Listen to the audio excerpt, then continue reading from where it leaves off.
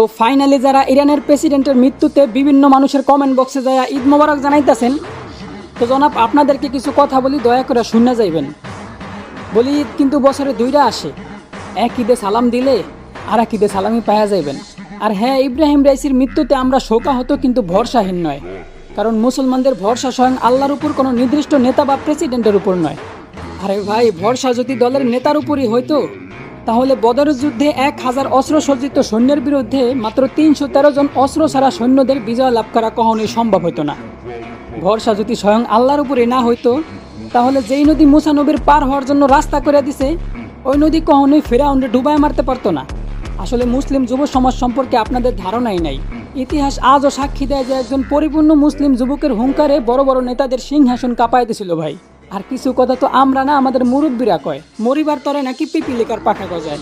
তো পরিশেষে ইসরায়েলবাসী ও ইসলামী দুশ্মনদের একটা কথাই বলতে চাই, এতটা ঈদ মোবারক জানায়েন না ভাই, কারণ আল্লাহর উপর ভরসা করে যদি একবার ইসলামী যুব সমাজ জায়গা ওঠে তাহলে আপনাদেরকে ঈদের সালামি দেওয়ার জন্য এমন হাজারটা ইব্রাহিম রাইসি তৈরি হইব ভাই।